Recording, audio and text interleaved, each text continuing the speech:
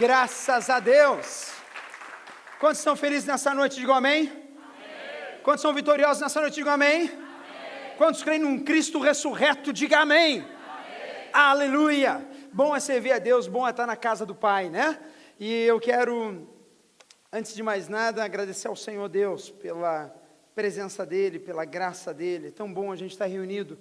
Jesus disse na Bíblia que onde 2 ou 3 estivessem reunidos, o nome dEle, ali Jesus estaria.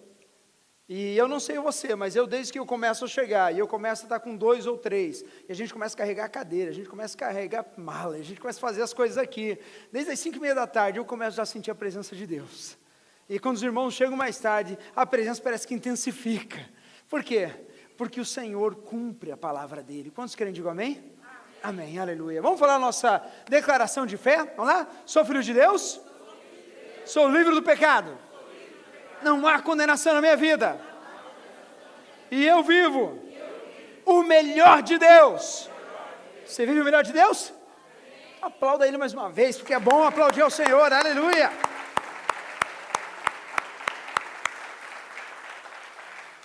Irmãos, entramos hoje e nesse domingo com a temática de Natal, Christmas. Né? Eu achei muito engraçado porque depois do dia de Thanksgiving, né, eu entrei no meu carro no dia seguinte, liguei o rádio e o que eu ouvi? Jingle bell, jingle bell, jingle bell. E não parou, né, irmãos? Não acaba, né? Vai, mas também, glória a Deus. Por quê? Porque entramos em clima natalino, entramos em clima de final de ano, reta final, para comemorarmos o Natal. E pensando em Natal, me veio este título para mensagens desse mês, que é o milagre da luz. Porque Natal, pessoal, todos nós talvez já sabemos, mas é bom a gente refletir sobre esses domingos, sobre o que é o Natal e por que nós comemoramos o nascimento de Jesus. Muita gente pode pensar assim, pastor, nascimento de Jesus é um negócio muito bacana, por quê? Porque é um bebê que nasceu de uma virgem e todo mundo acredita nessa história. Mas na verdade o pai foi José, eu sei, né? Mas e daí veio Jesus, que foi um cara que foi muito sábio, e ele cresceu, e ele morreu na cruz, e dizem que ressuscitou. Então hoje a gente pega a história de toda a história da civilização, e mais antigamente era uma festa pagã, e agora a gente bota no dia 25, mas a gente comemora o Natal porque é dia de Jesus, que Jesus nasceu, como a pastora falou, né? A gente tem a consciência que provavelmente não foi no dia 25 que Jesus nasceu. Porém, nós escolhemos e absorvemos a data para proclamar uma grande verdade. O Cristo nasceu. E para a gente começar a conversar sobre isso, a gente precisa entender um pouquinho qual é o milagre dessa luz, qual é o big deal. Qual é a grande sacada, ou o grande movimento, a grande mudança da história, o porquê o nascimento de Jesus, o Cristo, é tão importante? Porque, irmãos, se a gente não entender o contexto da história, sabe qual é o risco? É de você receber, né, aquela Ferrari zero, que te deram a chave, e você nunca andou de Fusca, você nunca pegou um ônibus em Curitiba, ou em São Paulo, e você não tem a noção da tamanha maravilha que é o bebê ter nascido, Cristo ter vindo ao mundo.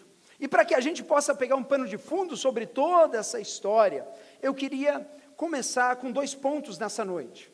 Primeiro, a gente vê no Natal muita decoração de luz, sim ou não? Né? Você vai no Walmart, e ontem eu fui, irmãos, é impressionante. Por $2 se compra 100 lampadinhas. Uau! Nem eu acreditei, irmão. Achei só isso. Nossa, peguei 3 assim, tá? A árvore estava meio capenga lá em casa, já ficou, né, bem iluminada. Mas a gente quer luz. Por que luz? Por que luz? Porque luz representa o menino Jesus. Sabe por quê, irmãos? Porque no excesso de luz, agora a gente acendeu as luzes aqui, né? Agora a gente consegue se enxergar melhor, né? Agora a gente consegue ver bem uma cara do outro. Porque onde a luz, as trevas, a escuridão, ela some. Sim ou não? Você está num quarto escuro, se você acender a luz, vai embora a escuridão e agora você consegue enxergar as coisas. Pois bem, eu quero voltar com você um pouquinho na história, lá em Gênesis, capítulo 1, versículo 24. Por quê? Porque o homem, ele é criado lá em Gênesis, Deus cria o homem e cria a mulher, e nós cremos no criacionismo, sim, cremos num Deus que criou e planejou este mundo, e que todas as coisas estão perfeitamente colocadas em ordens, o Sol, as estrelas, as galáxias, a Via Láctea, todo essa planeta Terra que a gente acha que é grande, mas a gente nem sabe se é tão grande assim, porque quando a gente olha na imensidão da Via Láctea, a gente descobre que o planeta Terra é areia do grão da areia, da areia, da areia, né? Na imensidão da criação. Mas as Escrituras nos dizem no versículo 24, depois de narrar toda a criação, Deus cria os céus, cria a terra, cria o mar, cria as aves, cria os animais, e Deus, e numa dinâmica de narrativa, Deus cria. E no versículo 24 diz assim: por esta razão o homem deixará pai e mãe, e se unirá à sua mulher, e eles se tornarão uma carne. O homem e a sua mulher viviam nus, e não sentiam o quê? Vergonha. Deus prepara e Deus cria um jardim onde o homem e a mulher andavam desnudos, nus, né? E eles achavam aquilo tudo mundo normal. Eles viviam ali para procriar, para cuidar da terra, para cuidar dos animais. E a Bíblia diz que Deus, ele vinha todas as tardes e conversava com o homem. Tinha relacionamento. E quando a gente olha, sem prestar muita atenção no tempo disso, mas no fato disso, a gente vê que Deus, que é luz, que é santo, o Deus Criador, ele tinha relacionamento, e o homem não sabia o que era trevas, escuridão, porque a presença de Deus era evidente naquele lugar, e o homem tinha intimidade com Deus. Irmãos, quão bom é ter intimidade com Deus. A gente não tem nem noção do que era ser Adão, do que era ser Eva. E é impressionante que todos nós, eu não sei o teu background, mas todo ser humano tem no seu DNA a procura pelo desconhecido, sim ou não? Todo homem, ele tem aquela ansiedade, como será depois da morte? Tem que ter alguma coisa além disso que eu estou vendo. É impossível ser só isso. É impossível eu morrer e acabou. Não existo mais. Não existe mais o João. Não existe mais a Maria. Não existe mais ninguém. Nós temos isso embutido no nosso DNA porque Deus cria o homem para ter relacionamento e para ter vida eterna. E olha que interessante, irmãos. No capítulo 2 de Gênesis, acontece algo. Acontece algo que muda essa história. Muda a luz, muda o relacionamento claro de Deus e o homem criado. E diz ali no capítulo 2, o versículo 4, diz assim, olha, disse a serpente à mulher, certamente não morrerão por quê? Porque Deus, ele determina que o homem não poderia comer do quê? Capítulo 3, versículo 4, isso. Eu falei 2? 3, 4, pronto. E Deus, ele dá uma ordem, olha, você pode mexer em tudo, mas menos na árvore do conhecimento. Porque o dia que você comer dela, você vai o quê? Quantos lembram? Quantos sabem? Certamente morrerá. Vem Satanás, astutamente, e olha o que fala. Disse a serpente à mulher, certamente não morrerão. Versículo 5, Deus sabe que no dia em que dele comerem, seus olhos se abrirão, e vocês, como Deus, serão conhecedores do bem e do mal. Feche seus olhos abaixo da sua cabeça um minuto. Pai, obrigado, Deus, pela tua palavra, obrigado pela tua revelação. Obrigado, Pai, porque o Senhor trouxe os teus filhos aqui. E Deus, que à medida que lemos as Escrituras, o Senhor possa se revelar, falar. Pai amado, que o Senhor possa, Deus amado, trazer revelação do teu Santo Espírito na vida de cada um. Eu oro em nome de Jesus, amém e amém. Irmãos, o mal ele vem a Eva, e ele vem com uma informação mentirosa. Deus fala que o dia que você comer, você vai morrer. E ele fala assim, olha, certamente não vai morrer. Certamente isso não vai acontecer. Porque Deus sabe que o dia que vocês comerem desse fruto, o dia que vocês fizerem isso, vocês terão conhecimento do bem e do mal e serão iguais a Deus. Você já percebeu que quando a gente tem alguns limites na vida, sempre parece que vem aquela voz assim, mas não é bem assim. Mas o pessoal fala que dá para fazer, está tranquilo. E a tática de Satanás não mudou até hoje. A gente poderia transferir essa tática da serpente com Eva, com Adão, dizendo assim, olha, na verdade, não é preciso você ler a Bíblia todo dia. Não é uma necessidade. Não é uma necessidade eu estar orando todo dia. Não é uma necessidade eu ser fiel ao Senhor, como a Alexandra acabou de ministrar aqui. E sempre vem uma tentação para que a gente fuja dos caminhos do que Deus determinou. Satanás fez isso com Eva. Certamente você não morrerá. Apenas os seus olhos se abririam. Mas eu quero dizer para você, nesta cena, nessa história, nesse momento, o que acontece é que a mulher cede, o homem cede, e os dois, eles caem em pecado. E eles caem na desobediência da determinação do divino. E a partir daquele momento, eles se colocam numa condição aonde eles não conseguem mais olhar para Deus. Quando já desobedeceram pai e mãe aqui, levanta a mão, quando era pequeno? Tipo assim, caiu o prato, quebrou, ninguém viu. Volta lá embaixo, e você está lá, volta para a tua lição de casa, que agora você virou um cara estudioso, né? Daí chega o pai, chega a mãe, né? Filho, você viu meu prato? Aquele de porcelana que a mamãe gosta, que ganhou da vovó? Não, mãe. Não vi. Mas é legal que você fala o não vi sem olhar para ela, já viu? Não, mãe, não vi. Está ali. Quantos já passaram essa situação mais ou menos parecida? É assim ou não é? É. Adão e Eva, eles pecam, eles erram. E agora os olhos deles se abrem. E agora eles veem que estão nus. E isso lidera eles para o afastamento da presença de Deus. Porque agora eles estão expulsos, eles estão fora do paraíso, fora do contato direto com Deus Criador. E isso levou eles a ter o quê? Uma morte espiritual. Porque agora eles não tinham mais intimidade com Deus, eles não tinham mais o acesso a Deus Pai. Agora eles estavam andando, vagando, trabalhando, a mulher começou a ter dor de parto. O homem teve que trabalhar e suar agora, para o que? Tirar o fruto da terra. Antes não precisava. Antes ele precisava administrar, agora ele precisa suar a camisa.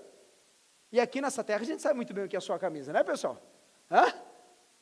Agora no inverno está tranquilo, espera chegar o verão, né? O pastor nem lembra disso, né? Mas, irmãos, o homem sai de uma condição de luz, contato direto com o Pai, por uma escuridão espiritual.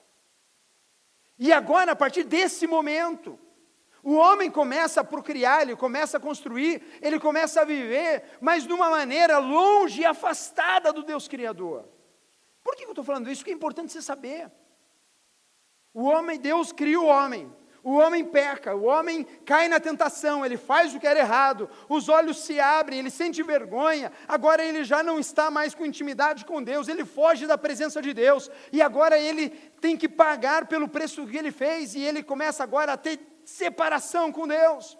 E agora na história, existe a humanidade crescendo e procriando, e a Bíblia relata toda essa história. Mas Deus é um Deus, continua sendo amor, Deus continua sendo um Deus Pai, Deus continua sendo um Deus que vai atrás da humanidade.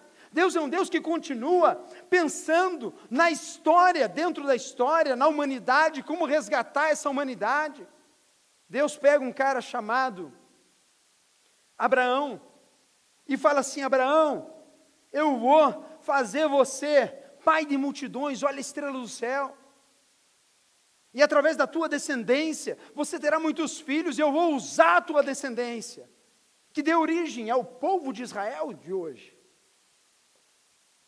Deus pega um povinho que na época não significava muita coisa, irmãos. O povo de Israel não significava nada naquela época. Deus pega Abraão, dá uma promessa para ele sai da sua terra, ele começa a visualizar agora aquilo, e passo a passo, aquilo que Deus iria fazer na vida dele. E a gente está falando aí de um período da história, em torno de 1800 anos antes de Cristo. E Deus continua ainda se revelando.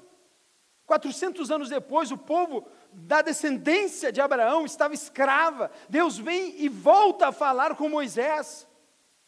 E Deus se revela àquele homem, falando: olha, eu vou libertar o povo da qual eu escolhi, porque esse povo, ele tem altos e baixos, ele me obedece e desobedece, ele ouve a minha voz, mas ele sai fora. Mas o homem ainda tinha um problema muito sério, que ele não tinha mais como se achegar e orar a Deus, como fazemos hoje. E Deus pega Moisés e liberta o povo todo do Egito. Quantos lembram essa história?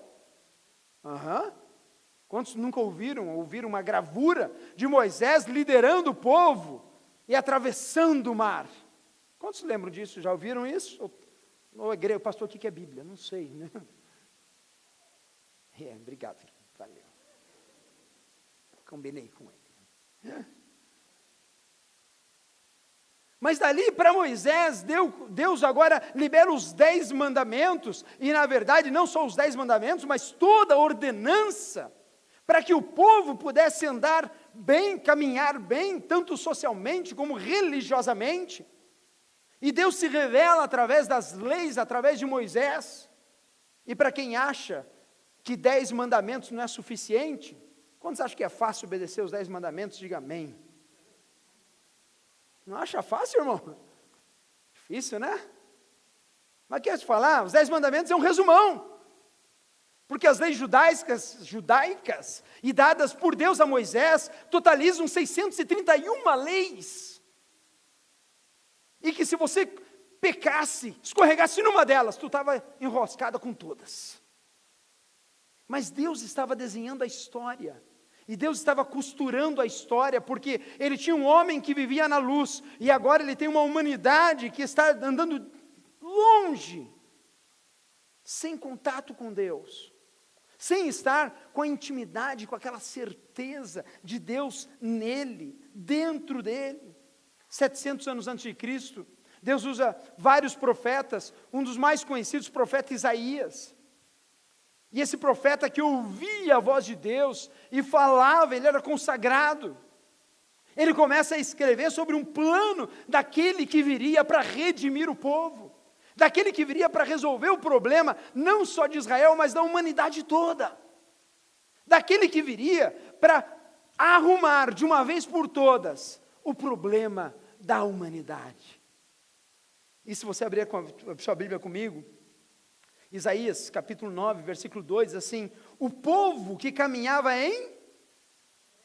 Vamos falar junto isso? O povo que caminhava em trevas. Irmãos, eu não sei o valor da luz enquanto eu não passo por trevas. Já dirigi um carro sem lanterna dianteira? Quantos já tiveram essa experiência? À noite, né? Porque de dia é fácil, né, irmão? Eu já, meio-dia, tá fácil. Irmão, se não enxerga um palmo à frente, é difícil. Você não consegue enxergar na frente. Eu brincava quando era pequena de uma brincadeira, que vamos chamar de velho agora, né? Chamado gatomia. Quantos se lembram dessa brincadeira, para compartilhar com a minha velhice? Para os 9... lembro? Ah, show! Gatomia é aquela brincadeira, você bota 10 cidadãos dentro da sala, fecha a porta, deixa bem escuro, e cada um vai no canto, né? E daí tem um cidadão que é escolhido para fazer o papel do detetive no escuro. Então ele vai lá, ele começa a andar. De repente ele encosta uma coisa que parece um ser humano.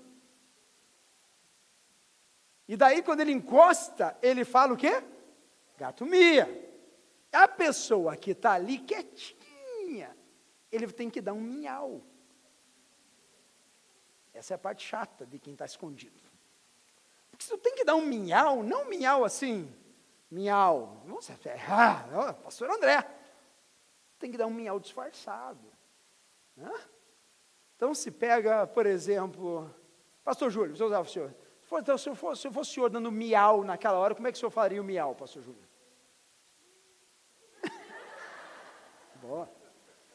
Vitor, você, Vitor. Se fosse o miau do Vitor, como é que seria esse miau? Já entregou-se. Boa. Renan, você lá atrás, para acabar. Como é que seria o seu miau? Viu?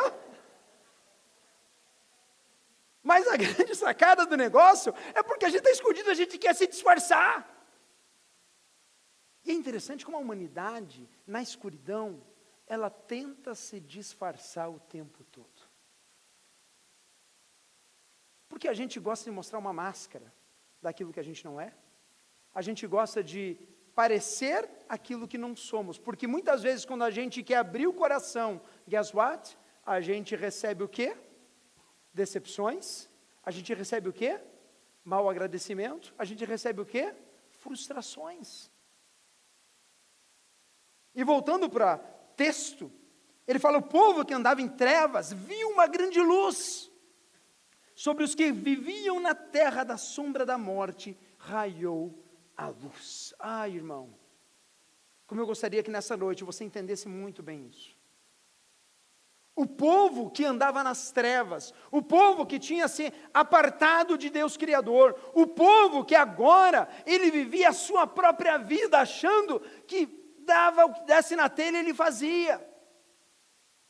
E Isaías, ele vem assim, olha, ele fala claramente, o povo que andava em trevas, ela viu uma luz, uma grande luz, aqueles que viviam à sombra da morte. A Bíblia fala assim, que o salário do pecado é a morte.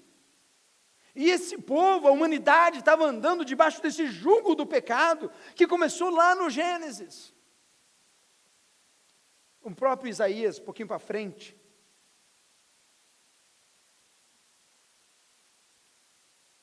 no versículo 7, ele fala assim, ele estenderá o seu domínio, e haverá paz sem fim sobre o trono de Davi, e sobre o seu reino, estabelecido e mantido com justiça e retidão desde agora e para sempre. O zelo do Senhor dos Exércitos fará isso. O domínio desse que viria, dessa luz que viria resolver, não teria fim. E ela dominaria, e ela governaria, e ela colocaria um ponto final na história. Final de livro de Isaías 53, se você abrir a sua Bíblia, ou pode ler aqui conosco, 53, 5, diz assim, mas ele foi ferido pelas nossas transgressões, e moído pelas nossas iniquidades, o castigo que nos traz a paz, estava sobre ele, pelas suas pisaduras, fomos sarados, aleluia. Irmãos, às vezes a gente tem muita pressa nas coisas de Deus, e na nossa própria vida, sim ou não? A gente quer as coisas para ontem, a gente é uma geração do micro-ondas, a gente coloca lá, aperta o botão, faz oração, start, e quando faz plim, 1 minuto depois eu quero a minha resposta a Deus, é agora, é aqui e agora. E Deus começa um projeto com Abraão para a recuperação da humanidade, 1800 anos antes de Cristo. E Deus começa a resgatar e tratar o povo, e dar leis ao povo, e dar o caráter de Deus através de Moisés. E daí 700 anos antes de Cristo, Deus começa a anunciar, fala, olhe, virá o Messias, virá aquele que remedirá, que trará luz, que trará de volta vida à humanidade, aquele que andava em trevas. Irmãos, toda vez que você vê uma luzinha de Natal, toda vez que vê uma luzinha de Christmas, lembre-se, quem é a luz do mundo? Porque às vezes a gente está com a luz e anda em trevas. A gente esquece, é como se a gente tivesse um grande farol, um farol que ilumina o nosso caminho, mas a gente parece que anda nele no off, já viu? Não está funcionando, é porque você não está ligando, meu filho. A luz, ela brilha, a luz, ela bate, ela clareia o caminho, ela dá orientação, ela traz luz para a gente. O homem sai da luz e ele vai para a escuridão.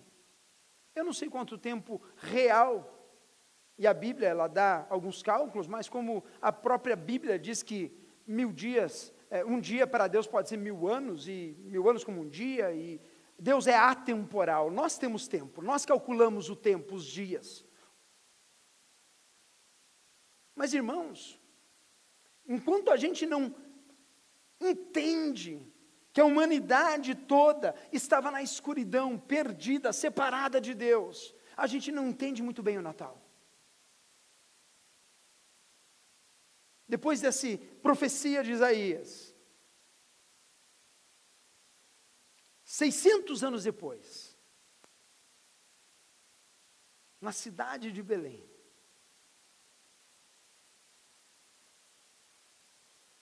Deus envia um anjo para falar com uma mulher. E é muito interessante porque Maria era uma moça virgem, prometida já a José. E de repente vem um anjo. Eu não sei você, mas quantos já viram um anjo aqui? Ninguém viu um anjo aqui ainda? Deve ser um negócio aterrorizante, irmãos. Abra comigo lá. Lucas, Evangelho de Lucas, capítulo 1, versículo 30.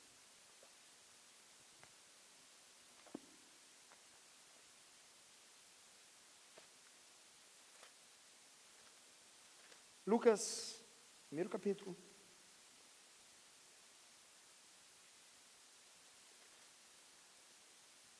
E olha que interessante. Vou pegar do versículo 26 em diante. 26, 26.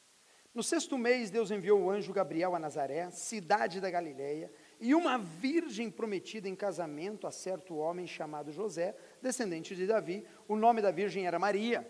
O anjo, aproximando-se dela, disse: alegre-se, agraciada, o Senhor está com você. Aleluia. Maria ficou perturbada com essas palavras, pensando no que poderia significar essa saudação, mas o anjo lhe disse: não tenha o quê? Medo, Maria. Você foi agraciada por Deus. Você ficará grávida e dará à luz a um filho e lhe porá o nome de Jesus. Ele será grande e será chamado Filho do Altíssimo. O Senhor Deus lhe dará o trono do seu pai Davi, e ele reinará para sempre sobre o povo de Jacó, e o seu reino jamais terá fim. Amém e amém. Irmãos, Maria estava quietinha no canto dela. E vem um anjo na presença dela e fala assim: Maria, você foi agraciada e escolhida. E ela fala: o que será que vem por aí? E ele fala assim: não tenha o quê? Medo. Eu não sei você, mas às vezes Deus fala algumas coisas com a gente. E a Deus às vezes dá algumas orientações através da palavra. E talvez você veio até Orlando com essas orientações.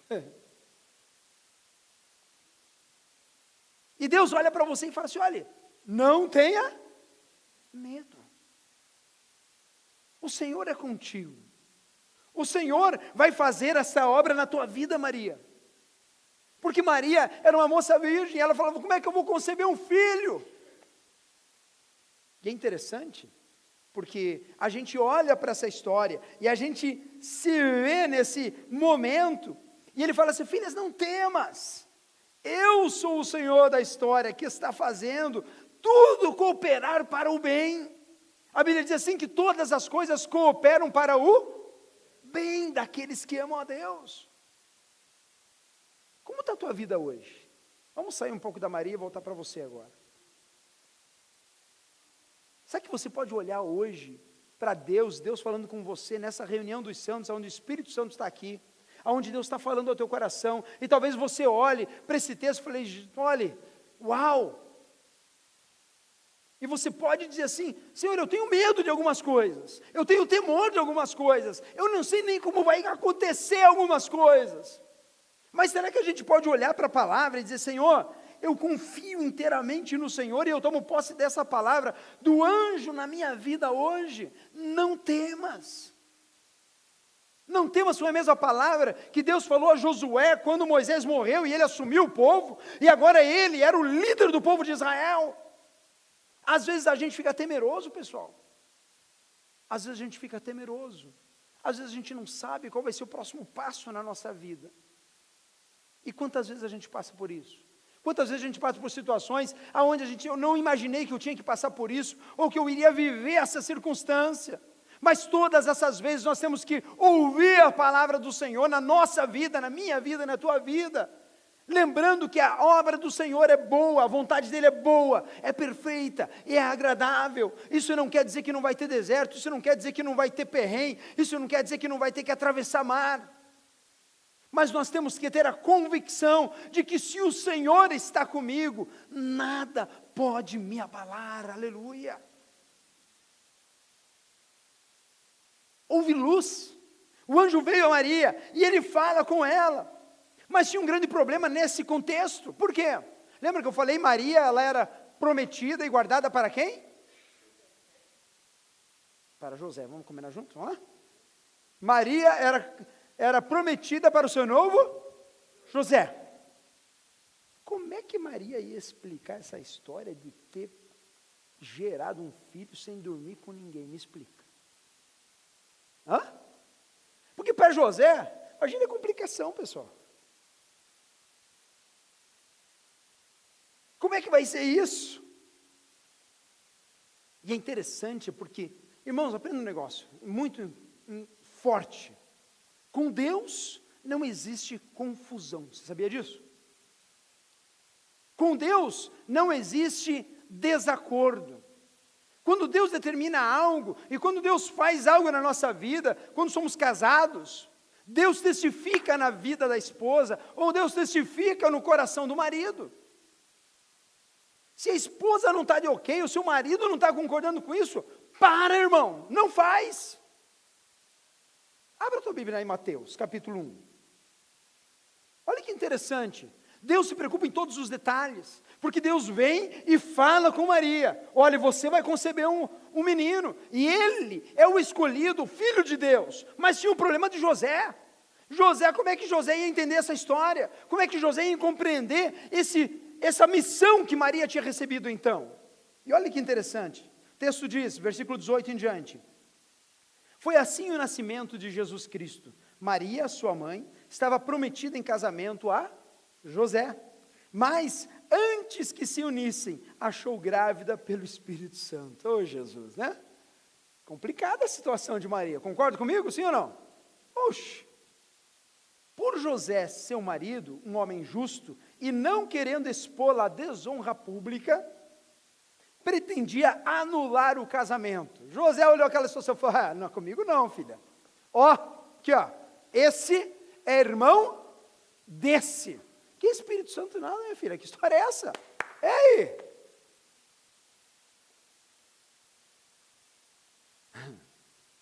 O anjo, mas depois de ter pensado nisso, apareceu-lhe quem? Quem apareceu, irmão? O anjo do Senhor em sonho e disse: José, filho de Davi, não tema receber Maria como sua esposa, pois o que nela foi gerado procede do Espírito Santo. Ela dará à luz a um filho, e você deverá dar-lhe o nome de Jesus, porque ele salvará o seu povo dos seus pecados. Olha que lindo, pessoal.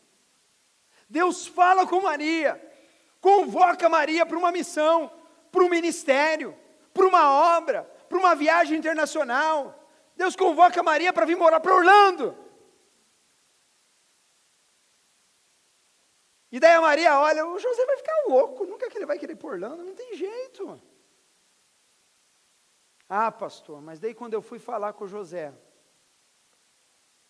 amor, começa assim, né, gente? Ou é só lá em casa que é assim? Hã? Amor, amorzinho. Hã? Lá vem ele. Lá vem ele. Que foi? Estava aqui orando, pensando. Ouvia-se uma voz do Senhor. Uma vontade de mudar para Orlando. O marido olha para o lado assim. Ah, é? Mas quando é obra de Deus, pessoal, o marido olha para o outro lado, fala assim, amor, sabe que eu também estava pensando nisso hoje à tarde? Sério? Sério? Sabe por quê, pessoal? Porque Deus trabalha no casal, Deus trabalha na família, Deus trabalha em unidade. E aí você vê o anjo vindo a José em sonho, falando assim, José, recebe Maria, porque a obra é minha, não é tua. Porque eu sou o Deus da tua história, porque eu sou o Deus que está trabalhando naquilo que é impossível. Qual é a tua história, pessoal? Qual a tua história de casamento? Qual a tua história de vida? Deus está trabalhando e Deus é perfeito. Quantos creem nisso? Diga amém. Volta para Lucas, no capítulo 1, versículo 34, diz assim, perguntou Maria ao anjo, a pergunta que eu faço, você faz sempre, não tem jeito, pessoal. Depois que Maria ouviu que ela daria à luz a um filho, e que ela seria gerada pelo Espírito Santo de Deus, perguntou Maria ao anjo, no versículo 34 do capítulo 1, como acontecerá isso, se eu sou virgem?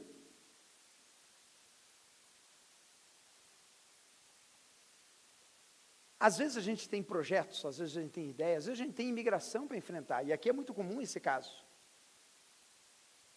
Às vezes a gente tem problema no trabalho, na carreira, no estudo, e às vezes a gente tem grandes gigantes na nossa frente, e a gente faz essa pergunta que Maria fez. Qual é a pergunta? Como vai acontecer isso? De que jeito? Não tem jeito. Eu não consigo ver, é impossível na minha vida acontecer isso, não dá, pastor, vou jogar a toalha, pá,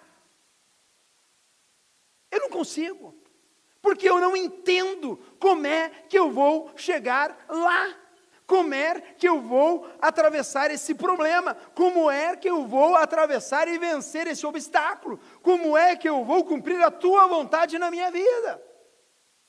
Eu quero te dizer, irmãos, o texto revela isso a nós, se você continuar lendo. O anjo respondeu, o Espírito Santo virá sobre você, e o poder do Altíssimo a cobrirá como a sua sombra. Assim, aquele que há de nascer será chamado Santo, Filho de Deus. Também Isabel, sua parenta, terá um filho na velhice. Aquela que diziam ser estéril, já está em seu 6º mês de gestação.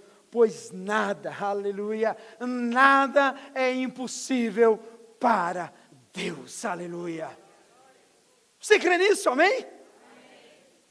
Nada é impossível para Deus. Absolutamente nada. Quando a gente vive no centro da vontade de Deus, quando a gente vive no propósito do Senhor, e quando a gente ouve o chamado, a voz do Espírito Santo de Deus, não importa qual seja o teu raciocínio hoje, creia que nada é impossível para Deus, meu irmão e minha irmã. Absolutamente nada. Eu não sei como, mas Deus é Deus, para fazer e executar o poder dele em mim e em você. E o anjo olha para ela e fala, pois nada é impossível para Deus. E Maria responde, sou serva do Senhor, que aconteça comigo conforme a tua palavra. Aleluia. A gente passou por uma tragédia essa semana. 71 pessoas morreram de uma hora para outra. Comoveu o Brasil, comoveu o mundo. Todo mundo ficou verde. Estamos com você, família, estamos com você, time, estamos aí, choramos a sua dor, sentimos o pesar de ver jovens, profissionais, pais, não mães, né? Acho que não tinha mulheres, só homens, né? pessoas naquele avião que tinham a vida inteira pela frente, mas simplesmente, desapareceu. E o que isso fala para mim? E eu escrevi até essa semana no Facebook um texto ontem, que eu acredito plenamente que o maior legado que esse pessoal vai deixar não é o futebol, não é a unidade deles, não é a garra que eles tinham, absolutamente não, porque eu te garanto que a semana que vem, 99% das pessoas não vão estar lembrando mais do acidente, a não ser a família, a não ser os parentes próximos. Você não vai estar lembrando mais, talvez, da semana que vem do acidente. Mas o maior legado que nos tira e nos dá, é que a vida, como diz a palavra de Deus, é como uma névoa, que ela aparece, a gente não sabe de onde veio, e de repente ela se vai nesta terra. A gente não sabe o dia de amanhã, pessoal. A gente não sabe o que nos espera no dia de amanhã. Uma coisa nós sabemos, é que estamos entrando em dezembro, e a luz veio ao mundo, aleluia. E o povo que andava em trevas, agora ela viu uma grande luz, e essa luz é Cristo ressurreto, é o Deus encarnado, é o Verbo que se fez carne e habitou entre nós, e a Bíblia diz que vimos a sua glória como a glória do Pai. Natal, Christmas, não é sobre o presente que eu vou dar para fulano ou ciclano. Natal ou Christmas não é qual a melhor promoção que eu vou ter no Walmart, ou com o melhor cupom que eu vou conseguir. E glória a Deus pelos cupom. Amém, né? Se você quiser dar presente para o pastor, dá, fica à vontade, irmão. Não se constranja, deixa Deus te usar. Mas dá o bom, não dá de R$1,99, o pastor vai ficar chateado.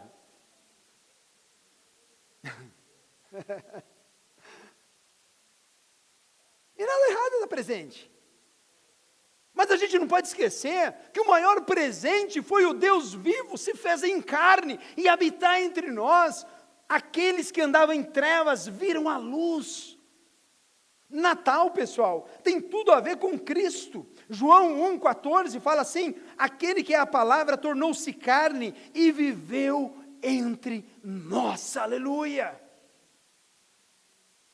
Vimos a sua glória, glória como unigênito vinda do Pai, cheio de graça e de verdade, aleluia. Pessoal, aqui começa uma nova história na humanidade, e é isso que você precisa ter muito claro nesse mês. O Verbo virou gente. O que era o Verbo? O Verbo estava no princípio com Deus, e o Verbo era Deus. O Verbo é Cristo encarnado, é Deus em carne. O Verbo é aquele que veio para resolver de volta a mancada que Adão e Eva fizeram no começo da história em Gênesis, aonde vivíamos com uma aproximação com Deus, o mundo se despenca pela desobediência, agora está apartado de Deus, e agora vem Cristo Jesus, que não era só um profeta, não era só alguém que fazia milagres, não era apenas mais um na história, ele era Deus encarnado, que veio mudar a história da humanidade, aleluia, e veio mudar a minha história, e pode mudar a tua história hoje. Eu não sei como você enxerga isso, mas pela graça de Deus hoje, eu quero te chacoalhar em nome de Jesus. Porque Mateus 10, depois de Jesus, ele dá uma receita forte para a minha vida e para a tua vida. Evangelho de Mateus, indo para o final, capítulo 10, versículo 32, diz assim: quem, pois, me confessar diante dos homens, eu também confessarei diante do meu Pai que está nos céus. Mas aquele que me negar diante dos homens, eu também negarei diante do meu Pai que estás nos céus. E o que Jesus está querendo dizer? Que no reino espiritual não existe um mais ou menos crente, não existe um mais ou menos simpatizante da fé. Ou eu creio em Cristo, Filho de Deus, ressurreto, e eu confesso Ele no meu coração, que Ele é Filho de Deus e eu tenho vida eterna. e eu tenho vida nova, ou eu sou aquele mais ou menos, que eu acho legal e bacana os ensinamentos, mas eu não aplico na minha vida, e eu corro o risco de viver na escuridão eterna. Romanos 10, versículo 9 diz assim: se confessares com a tua boca que Jesus é o Senhor, e crer em seu coração que Deus o ressuscitou dentre os mortos, será? Salvo do quê? Da morte eterna.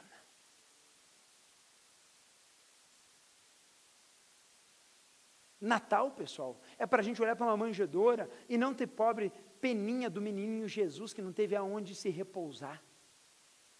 Natal é para a gente olhar para aquele bebê com todo o poder e vigor do Deus que criou a gente, do Deus que criou céus e terra, do Deus que estava com Adão e Eva, do Deus que falou com Abraão, que falou com Moisés, que falou com Isaac, que falou com Jacó, do Deus que escreve a história, se fazendo carne, para viver a minha vida e a tua vida, para acertar o preço de um pecado cometido no começo da história da humanidade. E o que eu tenho a ver com isso, para a gente encerrar? Se confessares com a tua boca. Eu não sei você aqui, quantas vezes, se você já fez isso alguma vez. Mas a Bíblia diz assim: se confessares com a tua boca que Jesus é o Senhor, e crer de todo o coração que Deus o ressuscitou dentre os mortos, será salvo. Todo cristão, irmão, ele tem um dia D na sua vida. O dia em que ele toma uma decisão por Cristo, uma decisão pública. Porque Jesus, ele fala assim: se você tem vergonha de mim, eu também vou ter vergonha de você. Se você não consegue confessar o meu nome publicamente, que conversão é essa? Que entendimento é esse? E a gente, nesta semana, deu de cara com a possibilidade real de como é frágil as nossas vidas.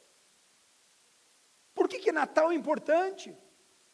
Porque o milagre da luz de Cristo, o milagre de Deus Criador se encarnando e vivendo entre nós, para resolver um problema não só do povo de Israel, mas um problema de todos nós e de toda a humanidade, para todo o sempre, de uma vez por todas, aleluia.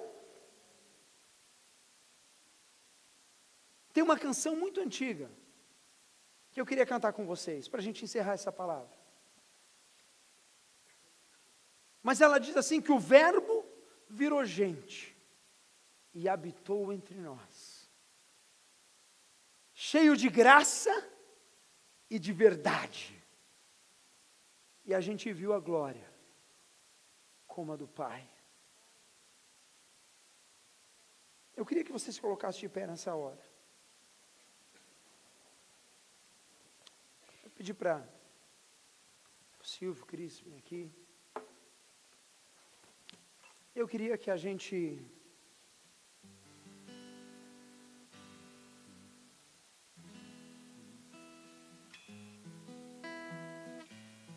está em clima de Natal, pessoal.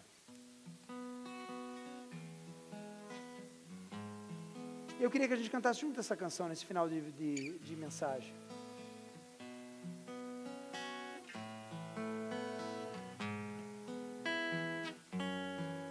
E diante dessa verdade exposta do Evangelho, eu queria que, enquanto a gente cantasse, você sondasse o seu coração.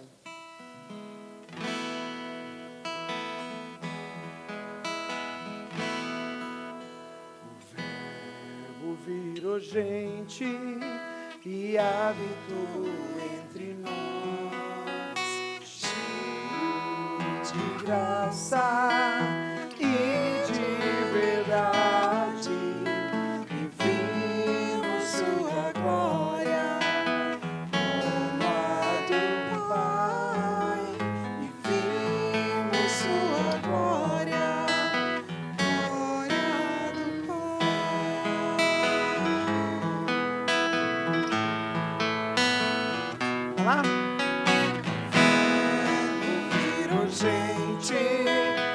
Habitou entre nós, cheio graça e de verdade, e vimos sua glória como a do Pai, e vimos sua glória, glória do Pai. Feche teus olhos. Queria que suas mulheres agora cantassem.